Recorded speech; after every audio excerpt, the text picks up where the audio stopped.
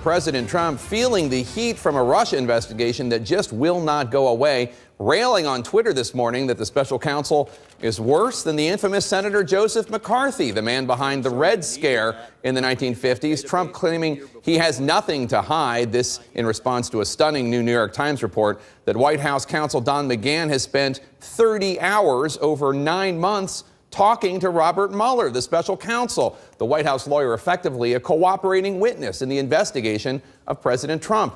This as the president continues his attack on former CIA Director John Brennan after the president's disdain for the Russia investigation drove him to take away Brennan's security clearance, tweeting Saturday, quote, "Brennan has become nothing less than a loudmouth partisan political hack who cannot be trusted with the secrets to our country." The president now putting more of the nation's top former intelligence and national security leaders on notice that they might be next. Unprecedented moves that drew a stern rebuke from dozens of the nation's highest former intelligence officials who have served both Democratic and Republican presidents. Here with me to talk about this all, former Department of Homeland Security and counterterrorism advisor to President Obama, Lisa Monaco, former Director of National Intelligence General James Clapper, and former CIA and NSA Director General Michael Hayden. More than a century of combined military, national security, and intelligence experience sitting at this table right now. Hope you're not offended by that. More than a century. But Lisa, I want to start with you. I do want to ask, as somebody who worked at the Justice Department, worked under Bob Mueller, and also worked at the White House, what do you make of McGahn talking to the president, talking to the special counsel? According to the New York Times, one of the concerns was that President Trump was setting him up to be a John Dean-like patsy, though President Trump and Rudy Giuliani are saying, oh, this just shows that they have nothing to hide. What do you make of it? Well, look, that was really a remarkable report that we saw in the Times this morning.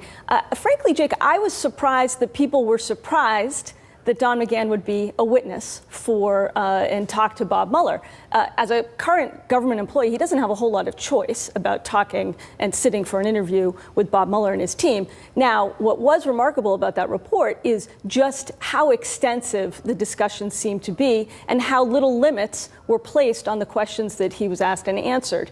And the other thing I think that was very remarkable is how little the president seems to understand that the White House counsel is the lawyer for the office of the presidency, the institution of the presidency, not his personal lawyer. And then finally, as a former prosecutor, I think he's going to be a very, very valuable witness. If you're an investigator, you're a prosecutor, you want somebody who's been in the room when the key discussions happened, and that's Don McGahn. It's very interesting.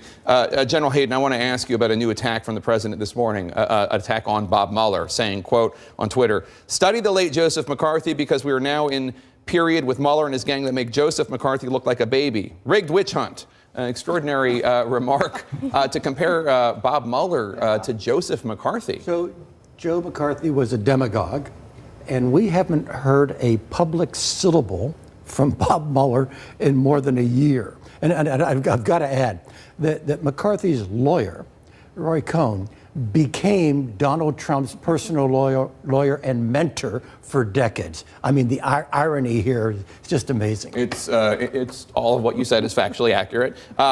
Director Clapper, I want to talk to you about the focus on John Brennan after President Trump stripped his security clearance. After President Trump's press conference with Vladimir Putin in Helsinki, Brennan unleashed some pretty remarkable criticism against the president, saying it was, quote, nothing short of treasonous. Now, take a listen to how Brennan explained that comment just a couple days ago.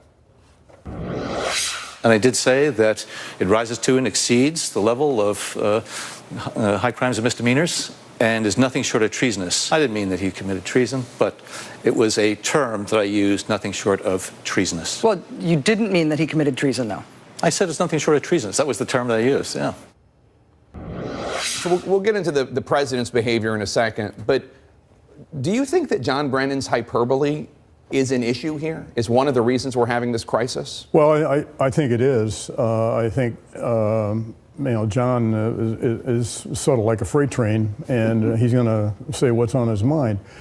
I think, though, that the common denominator among all of us that have been speaking up, though, is genuine concern about the jeopardy or threats to our institutions and values.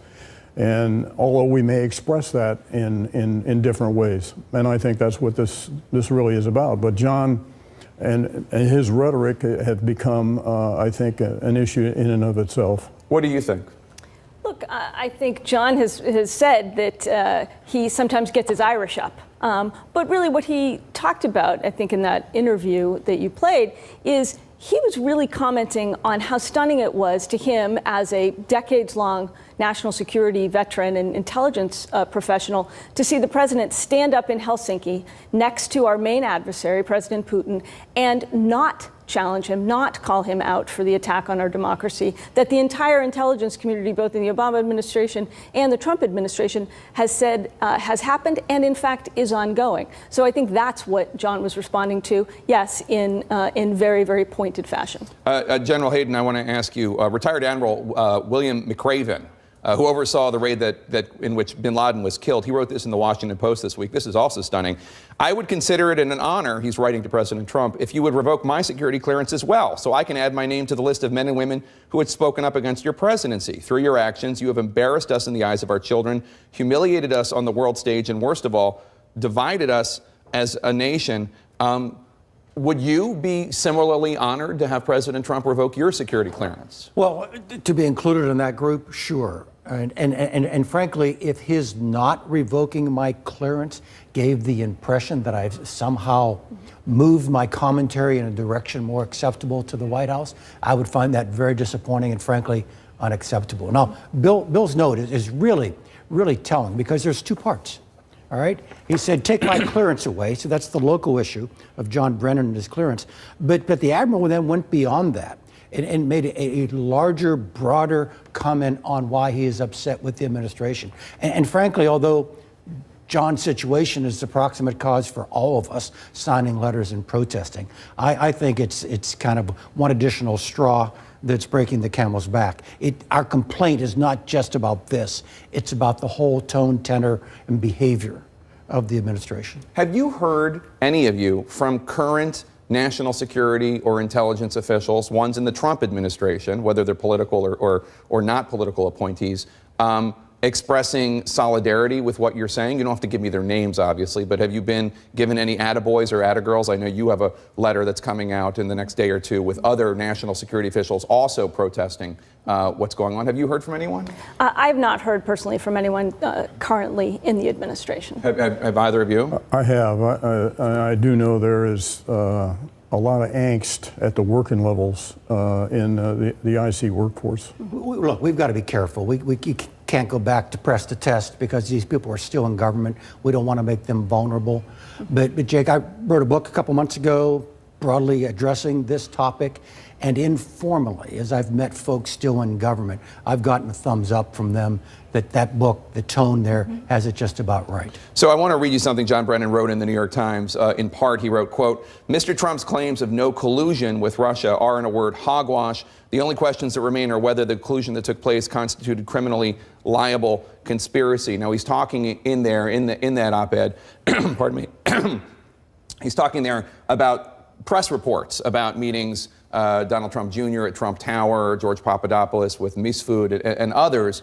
But do you agree that collusion has been proven? It's just a question of whether or not it rises to criminal conspiracy. Well, I think we've all spoken to this, and you alluded to the Trump Tower meeting in June of 2016. I think quite significant, frankly, is the president's exhortation on the 27th of July, 2016, exhorting the Russians to go out and find those missing 30,000 emails.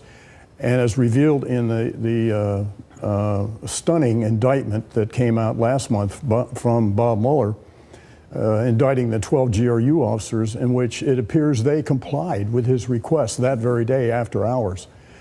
And in my book, we've all written books, I recount the striking parallels and similarities between things the Trump campaign was doing and saying and things the Russians were doing and saying, particularly with respect to Hillary Clinton. Don't say collusion, but that's why I think the completion of the Mueller investigation is so critical, because of the cloud that that we now have over the presidency and for that matter over the entire country. And that hopefully will resolve the issue one way or the other about collusion. Do you think? Yeah, I mean, look, I read Brennan's op-ed to be saying that, right? He's laying out the points that are out there in the public. There was nothing that wasn't already out there in the public that he was pointing out, and saying just how important it is that Mueller's investigation be allowed to continue unimpeded. You know, Jim Clapper points to the indictment of just last month of the 12 GRU. I'd go back even further to the February indictment February of this year, laying out the conspiracy, and that's what the overarching concept is that Mueller's indictment does in February of 2018.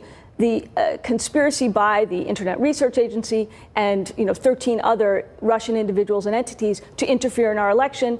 And the question we need to have answered from Bob Mueller and his team is, are there any Americans who participated? And very quickly, if you would, General, is the relationship between President Trump and the national security community writ large, with exceptions obviously necessarily for his chosen CIA director, et cetera, is that permanently broken, do you think?